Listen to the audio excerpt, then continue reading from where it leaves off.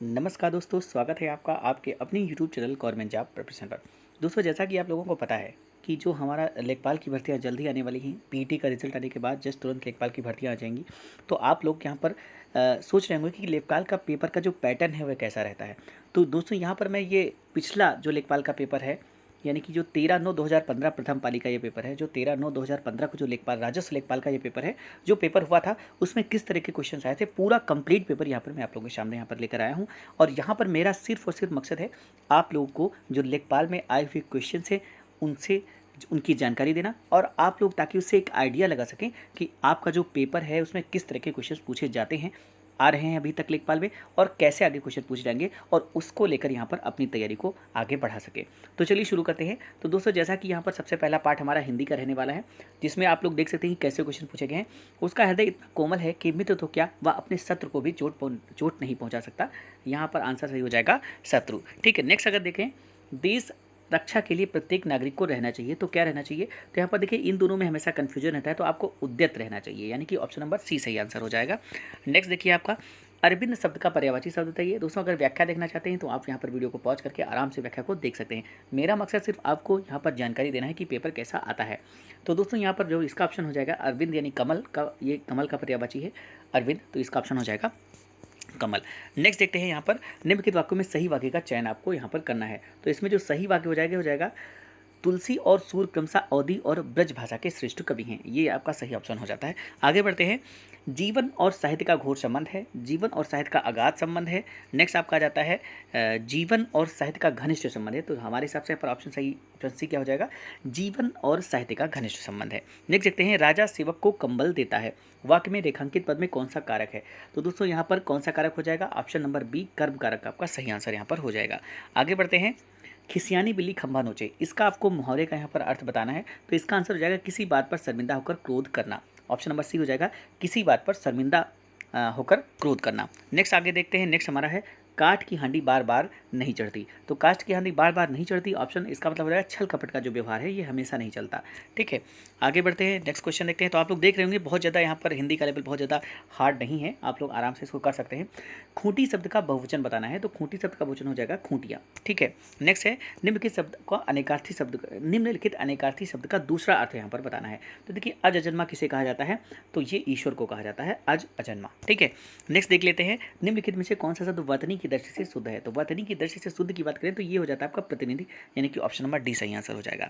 आगे बढ़ते हैं, कृष, कृष अच्छा है, ये थोड़ा सा क्वेश्चन अच्छा है यहाँ पर। कृष जो होता है, इसका आपको बताना है कि इसका जो विलोम क्या होगा। तो इसका हो जाएगा विलोम हष्टपुष्ट। जो होता है कमजोर, तो इसका विलोम क्या हो जाएगा, हष्टपुष्ट।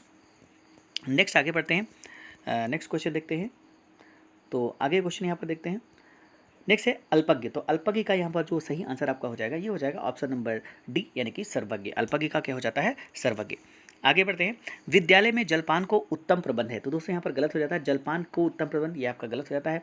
तो ये यहाँ पर ऑप्शन नंबर बी आपका सही आंसर हो जाएगा, इसमें आपकी मिस्टेक है। नेक्स्ट आ जाता है, मुझे रेलगाड़ी में यात्रा करना अच्छी लगती है। तो अच्छी लगती है यहाँ पर गलत है, अच्छा लगता होना चाहिए, यानी कि ऑप्शन नंबर यहाँ पर आपका अच्छी लगती है, ये आपका, यानी कि ऑप्शन नंबर सी आपका सही आंसर हो जाता है। नेक्स्ट क्वेश्चन देखते हैं, अगले क्वेश्चन पे आ जाते हैं। तो अगला हमारा यहाँ पर क्वेश्चन है, करुण रस का स्थायी भाव क्या होता है। तो सभी को पता है करुण रस का स्थायी भाव क्या होता है, सूख होता है। नेक्स्ट देख लेते हैं, मैं खाना खा चुका था, इस वाक्य में कौन सा भूतकालिक भेद है। तो आंसर आपका यहाँ पर हो जाएगा पूर्ण भूत, यहाँ पर पूरी तरह से भूत है, मैं खाना खा चुका था। आगे बढ़ते हैं, नेक्स्ट क्वेश्चन देखते हैं, निम्नलिखित में से कौन सा शब्द तत्सम है। तो इसमें तत्सम की अगर बात करते हैं तो अग्र, ये आपका तत्सम है, बाकी सारे के सारे तद्भव शब्द हैं। नेक्स्ट आता है ठठेरा शब्द का लिंग परिवर्तन कीजिए, बहुत इंपॉर्टेंट है, ये एग्जाम अक्सर पूछा जाता है। तो इसका हो जाएगा ठठेरिन, आप लोग ध्यान रखना, कुछ लोग ठठेरिन लगा देते हैं, ये गलत हो जाएगा, सही आंसर आपका ठठेरिन होगा। नेक्स्ट बढ़ते हैं, पर्वत की तलहटी, ये भी बहुत ज़्यादा इंपॉर्टेंट क्वेश्चन है, और इसका मतलब उपत्यका, ऑप्शन नंबर सी आपका सही आंसर हो जाता है। नेक्स्ट, कंजूसी से धन व्यय करने वाला, इसको क्या बोलते हैं। तो कंजूसी से धन व्यय करने वाले को बोलते हैं कृपण, कंजूसी से धन व्यय करने वाले को कृपण कहते हैं। और अगर हम बात करें सोच समझकर धन व्यय करने वाले, यानी कि एक सीमित मात्रा में और सही तरीके से धन को व्यय करने वाले व्यक्ति को मितव्ययी कहते हैं। ठीक है, ये ऑप्शन हो जाएगा। नेक्स्ट देख लेते हैं, निम्नलिखित में से कौन सा शब्द तद्भव शब्द है। तो तद्भव शब्द आपको बताना है, तो ये हो जाएगा तद्भव शब्द कुपुत्र, यहाँ पर तद्भव शब्द हो जाएगा, ऑप्शन नंबर ए आपका सही आंसर हो जाता है। नेक्स्ट देखते हैं, देशांतर में कौन सा समास है। तो दोस्तों, देशांतर में आप लोग यहाँ पर समास बताना है कि कौन सा है। तो देशांतर में हमारे हिसाब से अगर देखते हैं, यहाँ पर कर्म धारय समास होना चाहिए, ऑप्शन नंबर डी सही आंसर हो जाएगा आपका। देशांतर में कौन सा समास है, कर्मधारय समास है। ठीक है, आगे बढ़ते हैं। नेक्स्ट क्वेश्चन है, अंबर पनघट में डूबो रही तारा घट उषा नागरी। तो दोस्तों यहाँ पर अंबर पनघट में डूबो रही यानी कि अंबर पनघट यहाँ पर बताया गया है, यानी कि यहाँ पर एक तरह से देखा जाए तो रूपक अलंकार हो जाता है। ऑप्शन नंबर बी आपका सही आंसर हो जाएगा, यानी कि यहाँ पर सीधे एक चीज़ को दूसरी चीज़ का रूप दे दिया गया है। ठीक, उसमें तुलना नहीं की गई बल्कि उसको दूसरी चीज़ का रूप दे दिया गया है। नेक्स्ट आ जाता है कि निर्धन में कौन सी संधि है। तो निर्धन में अगर संधि की बात करें तो विसर्ग संधि है, निह प्लस धन होता है इसका मतलब, तो इसमें विसर्ग संधि हो जाएगी। ठीक है, आगे बढ़ते हैं। अब गणित की तरफ देख लेते हैं दोस्तों। यहाँ पर सिर्फ मैं आप लोगों को क्वेश्चन दिखा रहा हूँ, आप लोग क्वेश्चन देखिएगा। सोल्यूशन अगर आप कहेंगे तो किसी एक सेपरेट वीडियो बनाकर मैं मैथ का सोल्यूशन पूरा आपको प्रोवाइड कर दूंगा, जिससे आप यहाँ पर कर पाएंगे। तो ये देखिए बहुत आसान सा क्वेश्चन है, इसमें एक कोण 90 डिग्री का है और एक साइड 25 है, एक 7 है। तो दोस्तों यहाँ पर एक ट्रिपलेट बनता है 25, 7 और 24 का, 25, 7 और 24, यानी कि 25, 24 और 7। तो यहाँ पर अगर 25 और 7 दिया गया, इसका मतलब तीसरी क्या हो जाएगी, 24 ही हो जाएगी। आप ऐसे ही निकाल सकते हैं। आगे देख लेते हैं। यहाँ पर ये देखा गया है कि 50 प्रेक्षणों के समूह का मानक विचलन, तो ये मानक विचलन से संबंधित क्वेश्चन है, उसका आंसर यहाँ पर 16 आ रहा है। तो आप लोग देख लीजिएगा, इसका सोल्यूशन भी रखते हैं या कहेंगे तो मैं इसका सेपरेट वीडियो आप लोगों के लिए बना दूंगा। यहाँ पर सिर्फ मैंने बताया, मेरा मकसद है आप लोगों को बताना कि किस तरह के क्वेश्चन पूछे गए थे। आगे यहाँ पर एक्स के किस मान के निम्नलिखित आंकड़ों का बहुलक 27 होगा। तो देखिए दोस्तों, यहाँ पर आप लोग देख सकते हैं 26 3 बार आया है, 25 3 बार आया है और 27 भी 3 बार आया है। तो बहुलक मतलब जिस चीज़ का सबसे ज़्यादा रिपीटेशन होता है, सबसे ज़्यादा बार आता है, वही बहुलक हो जाता है।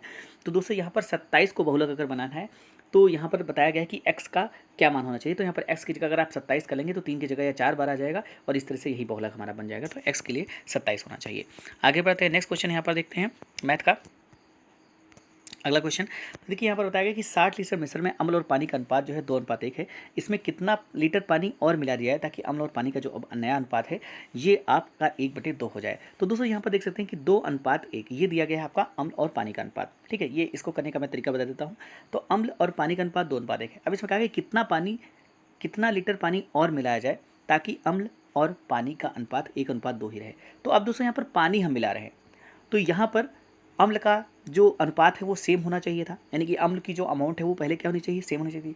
तो यहाँ पर 1:2 हो गया है, यानी इस अम्ल की अमाउंट को हम क्या कर दें, दोनों जगह बराबर कर दें। तो इसके लिए इसको हम क्या कर दें, 2 से मल्टीप्लाई। तो ये हो जाएगा 2 और ये हो जाएगा 4। ठीक है, ये हो जाएगा 2 और ये हो जाएगा 4। तो यहाँ पर जब 60 लीटर मिश्रण, यानी टोटल मिश्रण हमारा कितना बन रहा है 60। तो ये 60 किसको शो कर रहा है, 60 शो कर रहा है। ये 6 किसको शो कर रहा है, देखो 2 और 4, ये 6 किसको शो रहा है, 60 को, यानी 1 शो करेगा 10 को। तो यहाँ पर हमसे पूछा गया है कि इसमें कितना पानी मिलाया जाए ताकि अम्ल और पानी का जो अनुपात है ये आपका क्या हो जाए, ये आपका यहाँ पर 1:2 बन जाए। ठीक है, तो टोटल पानी आपको यहाँ पर क्या मिलाया जाना चाहिए, ये आपका 60 लीटर पानी आंसर आपका यहाँ पर हो जाएगा। ठीक है, 60 लीटर पानी आपको मिलाना है। ऑप्शन नंबर डी आपका सही आंसर यहाँ पर हो जाता है। ठीक है, आगे बढ़ते हैं। नेक्स्ट क्वेश्चन देखते हैं।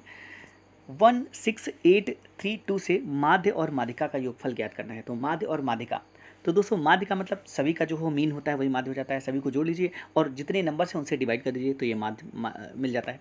माध्यिका की बात करें तो पहले इसको हम या तो आरोही क्रम या तो अवरोही क्रम में लिखते हैं। ठीक है, उसके बाद उसके बीच की संख्या को देखते हैं। तो दोस्तों इसको देखिए आरोही क्रम में यानी असेंडिंग ऑर्डर में लिखा गया है 1 2 3 6 8। तो यहाँ पर बीच की संख्या क्या है 3। तो हमारा जो है माध्यिका क्या हो जाएगा 3 और माध्य हो गया 4। तो दोनों का सम पूछा गया है तो 4 और 3 7, यानी ऑप्शन नंबर आपका यहाँ पर क्या हो जाएगा, सी आपका सही आंसर हो जाता है। आगे बढ़ते हैं। किसी काम में एक पुरुष एक महिला से दोगुना तेज है और एक महिला एक लड़के से दोगुनी तेज है, यदि वे सभी अर्थात एक पुरुष एक महिला और एक लड़का मिलकर किसी काम को 4 दिनों में पूरा कर सकते हैं, तो एक लड़का अकेले उसे कितने दिनों में पूरा कर लेगा। तो दोस्तों यहाँ पर बहुत आसान से क्वेश्चन होते हैं, इसमें एक चीज़ को मानना है और बाकी सब पूरी रेशियो के हिसाब से सॉल्व करना होता है और आंसर आपका यहाँ पर आ जाएगा। एक दिन का सबसे पहले निकाल लेते हैं और उसी से हम एक्स की वैल्यू निकालेंगे और सभी का आ जाएगा, यानी कि ऑप्शन नंबर 28 यहाँ पर आंसर आ जाएगा। नेक्स्ट क्वेश्चन देखते हैं कि वर्गीकृत आंकड़ों का मध्य अभिकलित करते समय हम मानते हैं कि बारंबारताएं जो होती हैं, तो आंसर हो जाएगा वर्गों के वर्ग अंकों पर केंद्रित हैं, यानी ऑप्शन नंबर सी सही आंसर हो जाएगा। नेक्स्ट है यहाँ पर, एक व्यक्ति अपनी यात्रा का 2/11 भाग ट्रेन द्वारा और 17/22 भाग कार द्वारा तथा शेष 1 किलोमीटर पैदल चलकर तय करता है, तो वह कितनी दूरी तय करता है। तो दोस्तों ये भी क्वेश्चन बहुत ही आसान है। ठीक है, इसका आंसर क्या हो जाएगा, ऑप्शन नंबर सी 22 किलोमीटर। दोस्तों मैंने बताया ना कि अगर आप चाहेंगे तो मैं इसका सेपरेट वीडियो आपको अच्छे से सोल्यूशन के साथ दे दूंगा। ठीक है, नेक्स्ट है, यदि किसी धनराशि पर व्यय 1 पैसा प्रति रुपया प्रति माह हो तो वार्षिक ब्याज दर का प्रतिशत आपको ज्ञात करना है। तो 1 पैसा प्रति रुपया प्रति माह हो, तो हमको पता है कि 1 पैसा प्रति माह अगर किसी धनराशि का क्या है, ब्याज है, धनराशि पर ब्याज मिल रहा है। तो दोस्तों यहाँ पर हमने क्या मान लिया, देखो भाई इसका आसान तरीका यहाँ पर दे दिया गया है कि धनराशि हमने 100 पैसा मान लिया, ठीक है। अब ब्याज अगर हर महीने उसका 1 रुपया लग रहा है तो 12 महीने का ब्याज कितना हो जाएगा, 12 पैसा प्रतिवर्ष हो जाएगा, ठीक है। तो यहाँ पर ब्याज दर बताना है, तो टोटल यहाँ पर ये ब्याज मिला कितना हमको, 12 रुपये मिला, और कितने पे मिला, 100 पे मिला, यानी 12% आंसर आपका हो गया, ठीक है।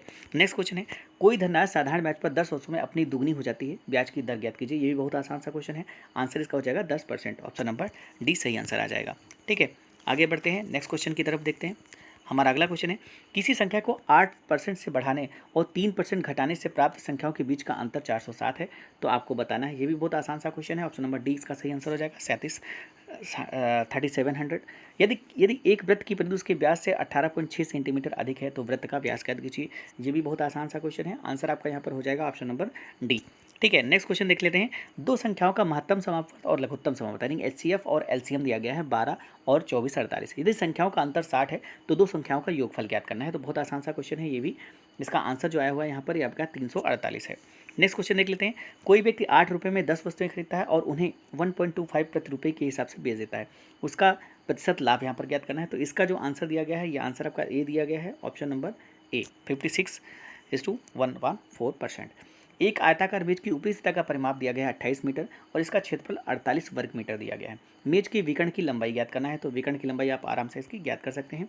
तो यहाँ पर आंसर आपका जो आएगा ये हो जाएगा ऑप्शन नंबर बी यानी कि 10 मीटर, ठीक है। आगे बढ़ते हैं, बजट से पहले किसी कार की कीमत 30% बढ़ाई जाती है और बजट में 10% बढ़ाई जाती है। कार की कीमत में कुल प्रतिशत वृद्धि बताना है, तो इसके लिए डायरेक्ट फार्मूला हमारा होता है x + y + xy/100%। ये आंसर हो जाता है, तो आंसर आपका यहाँ पर आ जाएगा 43%। आगे बढ़ते हैं, एक त्रिभुज का परिमाप 30 सेंटीमीटर है और इसका क्षेत्रफल 30 सेंटीमीटर स्क्वायर है। ये त्रिभुज की सबसे बड़ी भुजा की लंबाई 13 सेंटीमीटर है, तो त्रिभुज की सबसे छोटी भुजा की लंबाई ज्ञात कीजिए। तो यहाँ पर भी दोस्तों ट्रिपलेट बनता है, सबसे बड़ी भुजा अगर 13 है, ठीक है, तो यहाँ पर ट्रिपलेट जो मैं बता देता हूँ कि यहाँ पर ट्रिपलेट बनता है आपका, हाँ 13 12 और 5, ठीक है। ट्रिपलेट ये बनता है 13 12 एंड 5, तो ये ट्रिपलेट बनता है। सबसे बड़ी 13 होगी, दूसरी 12 हो सकती है और सबसे छोटी 5 हो जाएगी, ठीक है। तो इस तरह से आप निकाल सकते हैं। आगे बढ़ते हैं, नेक्स्ट हमारा है 300 ग्राम के चीनी के विलयन में 40% चीनी है, कितनी चीनी और मिलाई जाए ताकि विलयन में चीनी का परसेंट 50% हो जाए। तो ये भी क्वेश्चन आसानी से किया जा सकता है, ऑप्शन नंबर डी इसका सही आंसर दिया गया है इसमें 60 ग्राम। नेक्स्ट है, एक स्कूटर और एक मोपेड के मूल्यों में अनुपात 9:5 है। यदि एक स्कूटर के मूल्य एक मोपेड के मूल्य में 4200 से अधिक है तो मोपेड का मूल्य ज्ञात कीजिए। ये प्रॉफिट एंड लॉस का क्वेश्चन है, ऑप्शन नंबर सी इसमें सही आंसर दिया गया है। आगे बढ़ते हैं, नेक्स्ट क्वेश्चन देखते हैं, एक त्रिभुजाकार खेत का परिमाप 540 मीटर है, इसकी भुजाओं का अनुपात 5:12:13 है, इसका क्षेत्रफल आपको ज्ञात करना है। तो त्रिभुजाकार देखिए यहाँ पर दिया गया है, इसका परिमाप 540 है और इसकी भुजाओं का जो अनुपात है ये दे दिया गया है। तो इससे आप लोग निकाल सकते हैं, बहुत ही आराम से इसको निकाल सकते हैं, ठीक है। तो इसका आंसर जो हो जाएगा ऑप्शन नंबर सी आपका सही आंसर यहाँ पर हो जाएगा। नेक्स्ट क्वेश्चन देखते हैं, नेक्स्ट क्वेश्चन हमारा है एक पहिए की त्रिज्या 21 सेंटीमीटर है, 792 मीटर की दूरी तय करने में उसे कितने चक्कर लगाने होंगे। तो इसका जो आंसर हो जाएगा ऑप्शन नंबर ए आपका सही आंसर यहाँ पर हो जाएगा।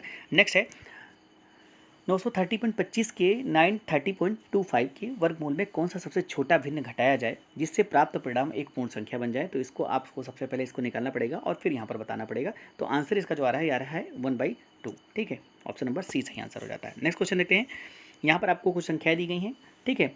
ये मिक्स्ड फ्रिक्शन में है, योगफल में कौन सा भिन्न जोड़ा जाए ताकि परिणाम एक पूर्ण वर्ग संख्या बन जाए। तो ये मिक्स्ड फ्रिक्शन है और इसको हम निकाल सकते हैं बड़े आराम से।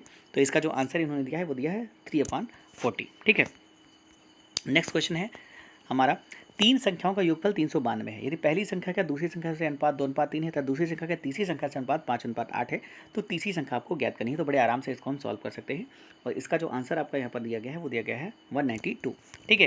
नेक्स्ट क्वेश्चन है, यदि 27 की पावर x बराबर 9/3 की पावर x, तो 1/4 x की पावर 4 का मान ज्ञात करना है। तो पहले इसकी हेल्प से आप लोगों को यहाँ पर x की वैल्यू निकाल लेना है और फिर आप इसका मान निकाल सकते हैं।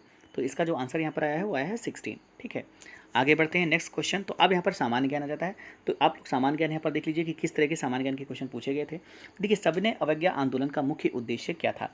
तो दोस्तों इसका आंदोलन का जो मुख्य उद्देश्य था वो था नमक कर के विरुद्ध आंदोलन चलाया गया था। आप सभी को पता है, ऑप्शन नंबर सी सही आंसर हो जाएगा। नेक्स्ट क्वेश्चन देखते हैं, अगला क्वेश्चन है, नेपाल भूकंप त्रासदी के दौरान भारत सरकार द्वारा संचालित किए गए बचाव कार्यों रेस्क्यू ऑपरेशन को कौन सा नाम दिया गया? तो ये उस समय चूंकि 2015 में के आसपास वही त्रासदी आई हुई थी, तो ये करंट का क्वेश्चन है उस समय का। तो ये ऑपरेशन मैत्री इसका नाम दिया गया था। ऑप्शन नंबर सी आपका सही आंसर यहाँ पर हो जाता है। नेक्स्ट है NPP के से आपका क्या अभिप्राय है? तो NPP इसका मतलब होता है national population policy. Option number D आपका सही आंसर हो जाता है। नेक्स्ट क्वेश्चन देखते हैं, निम्नलिखित में से कौन कैबिनेट स्तर का होता है?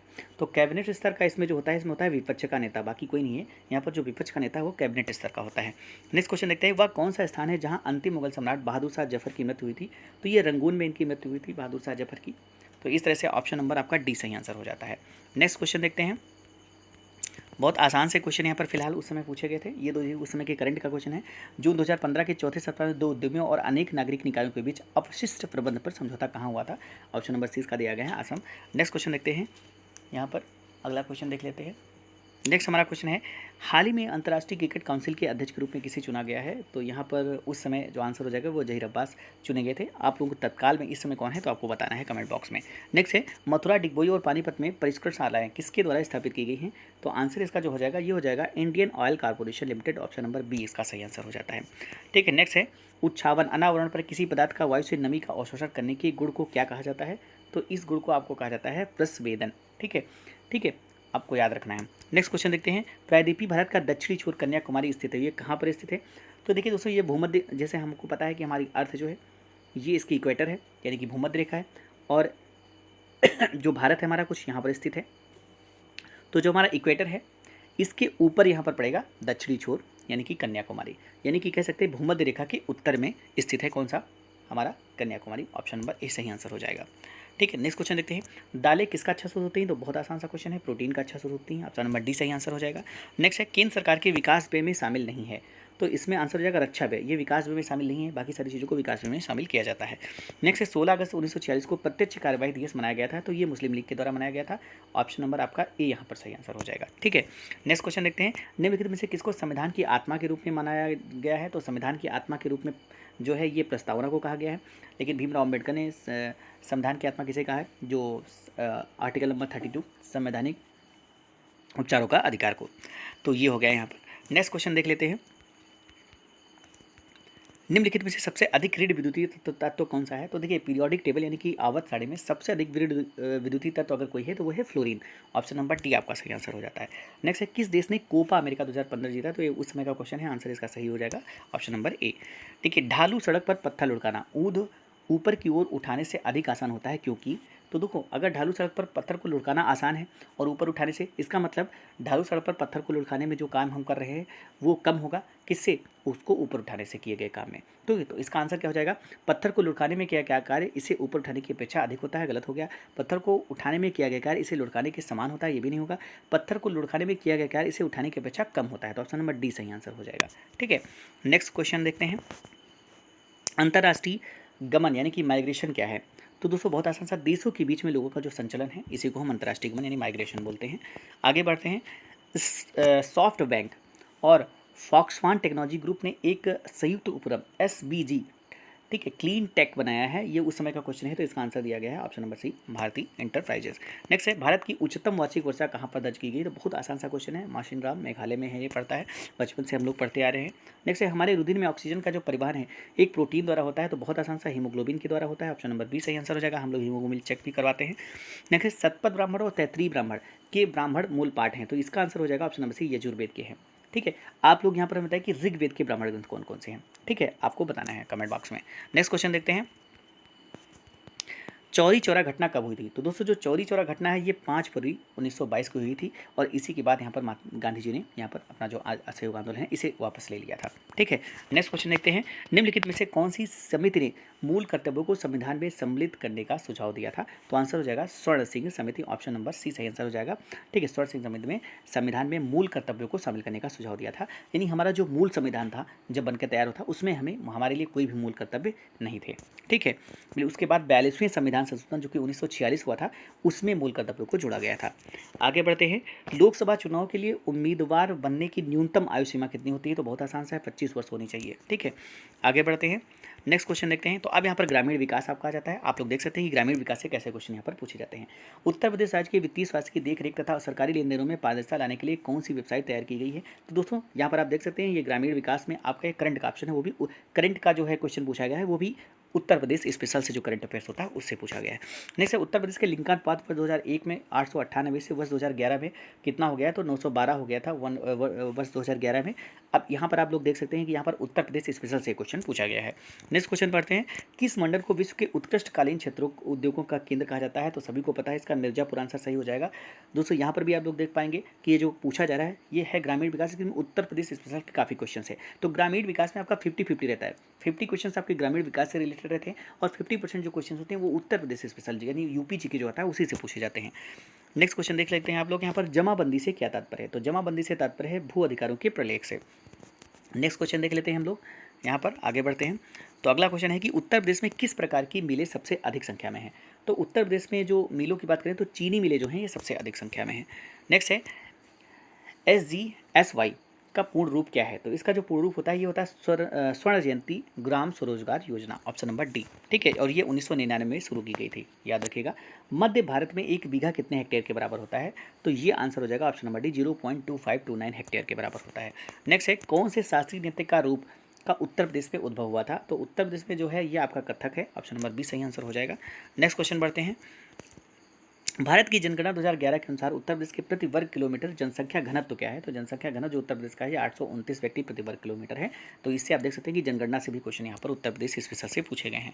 नेक्स्ट है स्वच्छ भारत मिशन के अंतर्गत ग्रामीण क्षेत्रों में शौचालय के निर्माण के लिए नवंबर 2014 में उत्तर प्रदेश सरकार ने करोड़ रुपए का प्रावधान किया है। तो ये यूपी बजट से क्वेश्चन पूछा गया है। तो आप लोग यहाँ पर देख सकते हैं ऑप्शन नंबर 685। तो आपको यूपी बजट भी तैयार करके जाना है। नेक्स्ट क्वेश्चन देख लेते हैं। उत्तर प्रदेश में 75 जिलों सहित कितने प्रमुख मंडल हैं? तो 18 मंडल हैं उत्तर प्रदेश में, ऑप्शन नंबर बी आपका सही आंसर हो जाता है। नेक्स्ट क्वेश्चन है राष्ट्रीय ग्राम पेयजल कार्यक्रम के अंतर्गत 2022 तक देश में हर ग्रामीण व्यक्ति को उनके घरेलू परिसरों में या उनके घरों में क्षैतिज या ऊर्ध्वाधर दिशा में 50 मीटर की दूरी से कम पर कितने लीटर प्रति व्यक्ति प्रतिदिन पेयजल उपलब्ध कराना होना चाहिए? तो आंसर इसका हो जाएगा 70, आप लोग याद रखिएगा। ठीक है, 70 लीटर। नेक्स्ट क्वेश्चन देख लेते हैं, आगे बढ़ते हैं। तो नेक्स्ट क्वेश्चन यहाँ पर है उत्तर प्रदेश में किस वर्ष में MGNRIGA यानी कि मनरेगा की बात यहाँ पर चल रही है, ये प्रारंभ किया गया? तो आंसर इसका हो जाएगा option number C, 2006। Next question देख लेते हैं। क्षेत्रफल की दृष्टि से उत्तर प्रदेश का भारत के राज्यों में कौन सा स्थान है? तो भारत के राज्यों में चौथा स्थान है क्षेत्रफल की दृष्टि से।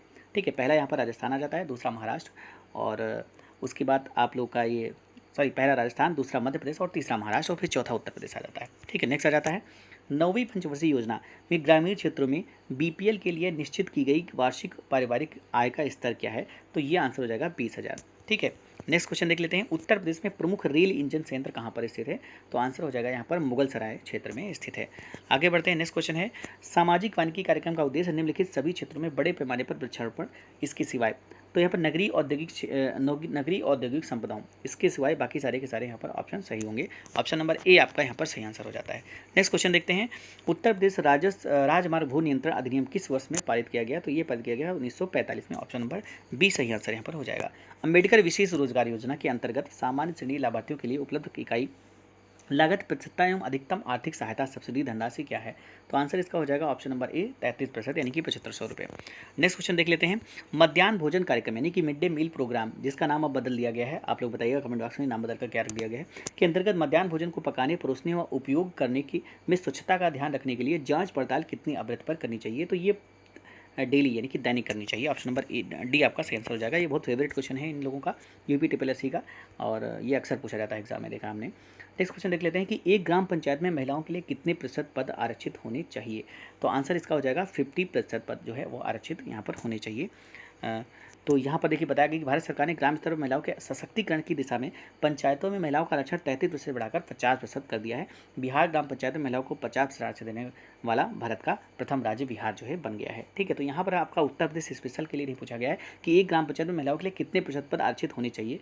तो यहाँ पर 33% से बढ़ाकर बिहार ने 50% कर दिया, तो आंसर यहाँ पर 50% हो जाएगा। नेक्स्ट है ब्रिटिश शासन के दौरान उत्तर प्रदेश में भूमि पंजीकरण किस अधिकारी द्वारा किया जाता था? तो आंसर यहाँ पर हो जाएगा लिपिक के द्वारा, ऑप्शन नंबर ए आपका सही आंसर हो जाता है। नेक्स्ट क्वेश्चन यहाँ पर हम देख लेते हैं। राज्यसभा में कितनी सीटें उत्तर प्रदेश से हैं? तो बहुत आसान सा क्वेश्चन है, आपका 31 सीटें राज्यसभा से उत्तर प्रदेश में यहाँ पर हैं। ठीक है, और लोकसभा की सीटें कितनी हैं? तो 80 हैं। नेक्स्ट है बीपीएल सूचियों को छूटे हुए बीपीएल परिवारों को लाभ पहुंचाने के लिए कौन सी योजना प्रारंभ की गई है? तो आंसर आपका यहाँ पर हो जाएगा डी, समाजवादी पेंशन स्कीम। ये उस समय की करंट की न्यूज़ है। नेक्स्ट है निम्नलिखित में से कौन सा एक उत्तर प्रदेश राज्य के अधीनस्थ न्यायिक सेवा के रूप में कार्य करता है? तो आंसर आपका हो जाएगा इटावा जिला न्यायालय, ऑप्शन नंबर सी आपका सही आंसर यहाँ पर हो जाता है। तो ये थे दोस्तों यहाँ पर पूरा का पूरा आप लोग पेपर देख पाएंगे।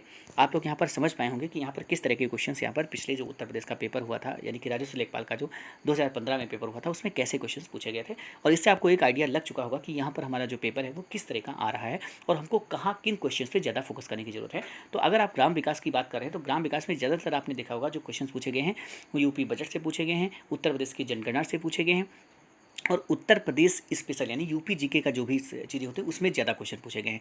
ग्राम विकास से आपके कुछ 8 ही 10 क्वेश्चन हैं, तो इसलिए आपको सबसे ज़्यादा फोकस करना है यूपी जीके। अगर ग्राम विकास आप तैयारी कर रहे हैं तो आप यूपी जीके को ज़्यादा फोकस कीजिएगा और ग्राम विकास के कुछ एक छोटी सी कोई भी बुक ले लीजिएगा। अभी घटना चक्र की एक बुक लॉन्च हुई है ग्राम परिवेश को लेकर, ग्राम परिवेश या ग्राम विकास को लेकर, आप उसको ले सकते हैं और उससे अपनी ग्राम विकास की स्टडी कर सकते हैं। आपको ज़्यादा इधर उधर इसके लिए भटकने की आवश्यकता नहीं है।